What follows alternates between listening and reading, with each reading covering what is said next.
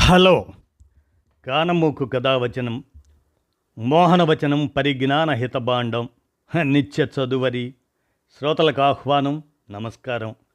చదవదగునెవరు రాసిన తదుపరి చదివిన వెంటనే మరువక పలువురికి వినిపింపబూనిన అది ఏ పరిజ్ఞాన హితబాండమౌపో మహిళ మోహనవచనమై విరాజిల్లు. పరిజ్ఞాన హితబాండం లక్ష్యం ప్రతివారీ సమాచార హక్కు. ఆస్ఫూర్తితోనే ఇప్పుడు ఫిబ్రవరి 13 ప్రపంచ కిడ్నీ దినోత్సవం అనే అంశం మీద అవగాహనగా మన కానమోకు కథావచన శ్రోతలకు మీ కానమోకు స్వరంలో ఈ అంశాన్ని ఈనాడు సౌజన్యంతో ఇప్పుడు మీకు వినిపిస్తాను. వినండి. ప్రపంచ కిడ్నీ దినోత్సవం. ఇక వినండి. భద్రం ఉద్దండ పిండాలు. నేడు ప్రపంచ కిడ్నీ దినం మార్చి 13. ప్రపంచవ్యాప్తంగా నూటికి దాదాపు 10 మంది కిడ్నీ జబ్బులతో బాధపడుతున్నారు.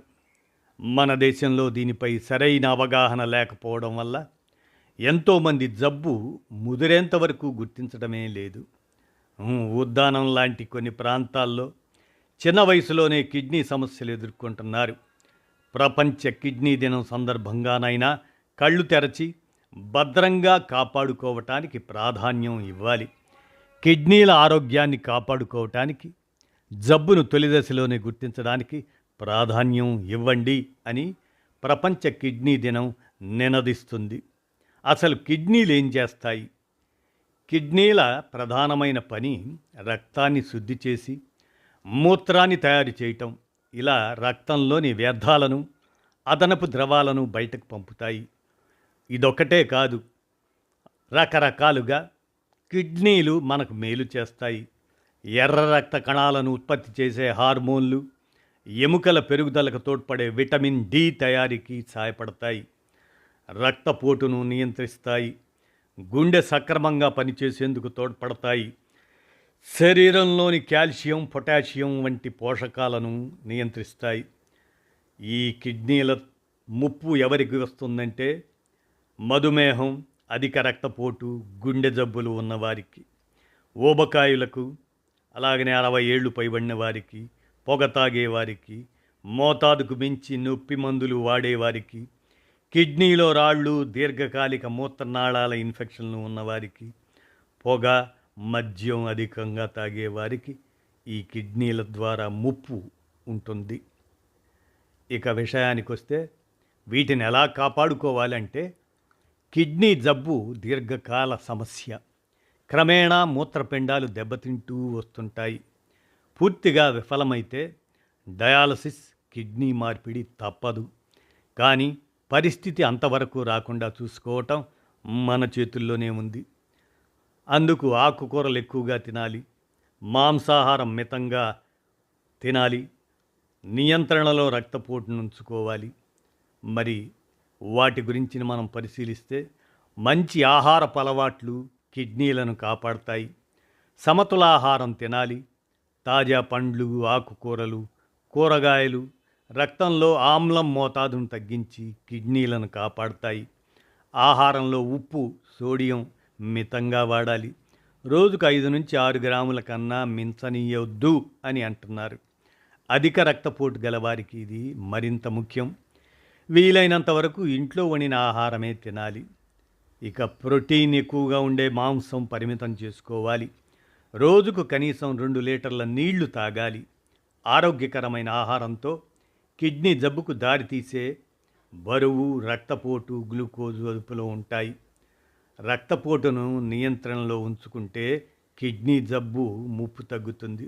కాబట్టి అధిక రక్తపోటు గలవారు తరచూ బీపీ పరీక్షించుకోవాలి. 140/90 అంతకన్నా పెరిగితే విధిగా మందులు వేసుకోవాలి. రక్తపోటు విధిగా మందులు వేసుకోవటం, అలాగనే రక్తంలో క్రియాటినిన్ మోతాదు పరీక్ష చేయించుకోవాలి ఎప్పటికప్పుడు. మరి ఈ కిడ్నీల చికిత్స ఎట్లా అంటే లక్షణాల నియంత్రణ, జబ్బు ముదరకుండా చూడటం, అధిక రక్తపోటు వంటి సమస్యలను తగ్గించటం వంటి రకరకాల పద్ధతుల్లో కిడ్నీ జబ్బు చికిత్స చేస్తారు. ఆహారంలో ఉప్పు, ప్రోటీను, పొటాషియం, ఫాస్ఫరస్ తగ్గించుకోవాలి. రక్తపోటు, మధుమేహం ఖచ్చితంగా నియంత్రణలో ఉంచుకోవాలి. కిడ్నీ జబ్బు చివరి దశకు చేరుకుంటే డయాలసిస్ లేదా కిడ్నీ మార్పిడి అవసరమవుతాయి. ఇక నొప్పి మందులు అతిగా వాడకూడదు మనం. చీటికి మాటికి ఇబుప్రొఫెన్ అటువంటి నొప్పి మాత్రలు వాడొద్దు. డాక్టర్ సలహా లేకుండా అసలే వేసుకోవద్దు. అనవసరంగా దీర్ఘకాలం వాడితే కిడ్నీలు దెబ్బతింటాయి. అలాగే ఆరోగ్యానికి హాని చేసే పసరు మందులు వంటివి తీసుకోవద్దు. పొగ తాగటం కిడ్నీ జబ్బుకు కారణం కావటమే కాదు, వ్యాధి త్వరగా ముదిరేలా చేస్తుంది.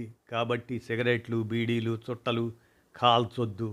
గుట్కా, ఖైనీ, హుక్కా ఇటువంటి పొగాకు ఉత్పత్తులు, మాదక ద్రవ్యాల జోలికి వెళ్లకుండా ఉండాలి. కిడ్నీలకు ప్రథమ శత్రువు మధుమేహమే. ఈ వ్యాధి ఉన్నవారు అవసరమైన మందులు విధిగా వాడాలి. ఆరోగ్యకరమైన జీవనశైలి, ఆహార నియమాలు పాటించాలి. రక్తంలో గ్లూకోజును తనిఖీ చేసుకుంటూ ఉండాలి.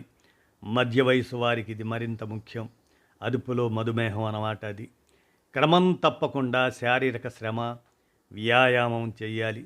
శరీరానికి సరిపడినంత విశ్రాంతి ఇవ్వాలి. రాత్రిపూట రోజుకు కనీసం 7 గంటలు నిద్రపోవాలి. మానసిక ఒత్తిడిని తగ్గించుకోవాలి. మనస్సును ప్రశాంతంగా ఉంచుకోవాలి. మరి ముదురుతున్న కొద్దీ లక్షణాలు ఎట్లా ఉంటాయంటే, కిడ్నీ జబ్బు తొలి దశలో పెద్దగా లక్షణాలు ఉండవు, కానీ చివరి దశలో కిడ్నీలు పూర్తిగా విఫలమవుతాయి. జబ్బు ముదురుతున్న కొద్దీ లక్షణాలు తెలుస్తుంటాయి. నిస్సత్తువ, మూత్రం పోస్తున్నప్పుడు నొరగా, మూత్రంలో రక్తం పడటం, విసర్జనలో మార్పులు, పాదాలు, కాళ్ళ ఉబ్బరింపు, ఆయాసం, రక్తపోటు బాగా పెరగటం ఇటువంటివి కనిపిస్తుంటాయి. ఇక చిన్న వయసులోనూ కిడ్నీకి సంబంధించినటువంటి వ్యాధులు మనం గమనించవచ్చు. 3 నెలలు అంతకన్నా ఎక్కువ కాలంగా కిడ్నీలు వ్యర్థాలను వడగట్టే సామర్థ్యాన్ని కోల్పోతే దీర్ఘకాల కిడ్నీ జబ్బుగా పరిగణిస్తారు. ఇది 35 ఏళ్ళ లోపు రావచ్చు. జీవనశైలి, జన్యు స్వభావం, మధుమేహం, అధిక రక్తపోటు లాంటి సమస్యలు ఉండటం ఈ కిడ్నీ జబ్బుకు కారణం అవుతుందని మనం గమనించాలి. ఇక వీటి గురించి కలవరం వద్దు, ఈ అంశాల మీద కలబడదాం అంటూ మనకి మూత్రపిండాలు జాగ్రత్త మనం గమనిస్తూ ఉంటే విషయాల్ని ఎలా ఉంటుందంటే, ఏటేటా మూత్రపిండాల వ్యాధులు, వాటి బాధితులు పెరుగుతున్నారు. సరైన ఆహారం తీసుకోక, నీళ్లు సరిగా తాగక, విచ్చలవిడిగా మందు బిళ్ళల వాడకం, జంక్ ఫాస్ట్ ఫుడ్స్కి అలవాటు పడటం, ఊబకాయలుగా మారడం ఇటువంటివి సవాళ్లు విసురుతున్నాయి ఈ కిడ్నీ రోగాలకి. చక్కెర, ఉప్పు, నూనెతో కూడిన పదార్థాలు ఎక్కువగా తినటం, శరీరానికి కనీస వ్యాయామం లేకపోవటం ఇవే మూత్రపిండాల సమస్యలకు ప్రధాన కారణమని వైద్య నిపుణులు వెల్లడిస్తున్నారు. ఇక మనం ఆంధ్రప్రదేశ్ ప్రాంతంలో ఉమ్మడి జిల్లాలైన కృష్ణా జిల్లాలో దశాబ్ద కాలంలో కిడ్నీ బాధితులు గణనీయంగా పెరిగారు. ఏ కొండూరు, జీ కొండూరు పరిధిలో గత 5 ఏళ్లలో 100 మంది కిడ్నీ వ్యాధులతో మృతి చెందారు. ప్రస్తుతం 1000 మంది వ్యాధిన బారిన పడి మందులు వాడుతున్నారు. బెజవాడలోనే నిత్యం 1500 పైగా కేసులు నమోదవుతున్నట్లుగా ఉమ్మడి కృష్ణా జిల్లాలో మొత్తం 60కి పైగా కిడ్నీ వ్యాధులకు చికిత్స అందించే ఆసుపత్రులు ఉన్నాయి. వీటిలో విజయవాడలోనే 25 వరకు ఉండగా 32 మంది నెఫ్రాలజిస్టులు ఉన్నారు. రోజుకు ఒక్కొక్కరి వద్దకు 50 నుంచి 60 మంది ఓపీకి వస్తున్నారంటే ఎంత తీవ్రత ఉందో మనం కృష్ణా జిల్లాలో గమనించవచ్చు. ఇక ప్రతి ఏటా పెరుగుతున్న బాధితులు, వీటి గురించి మనం జాగ్రత్తగా ఉండాల్సిన అవసరాన్ని నొక్కి చెప్తున్నాయి. నిత్యం 1500 మంది కిడ్నీ వ్యాధులతో బాధపడుతూ ఓపీకి వస్తుంటారంట. డయాలసిస్ రోజుకు 100 మంది అంట. విజయవాడ కొత్త ప్రభుత్వ ఆసుపత్రిలో డయాలసిస్ కేంద్రానికి రోజుకు 100 మందికి పైగా రోగులు వస్తున్నారట. వారంలో 2 రోజులు కిడ్నీ వ్యాధులు ఓపీ ఉందని, రోజుకు కనీసం 50 మందికి ఓపీలో వస్తుంటారని, మంగళగిరి ఎయిమ్స్కి రోజు 100 మంది పైనే ఎన్టీఆర్ కృష్ణా జిల్లాల నుంచి వెళ్తున్నారట. బాధితుల్లో 60% మంది 35 ఏళ్ళ లోపే వారే ఉంటున్నారట.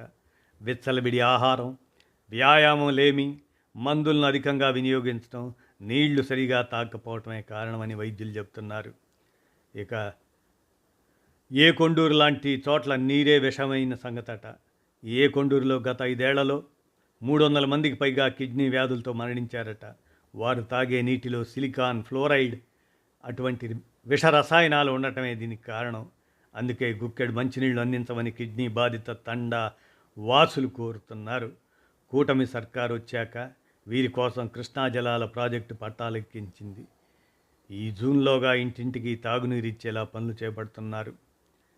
ముఖ్యంగా ప్రధాన ముప్పును దేనివల్ల అంటే రోజుకు కనీసం 2-3 లీటర్ల మంచినీరు తాగాలి.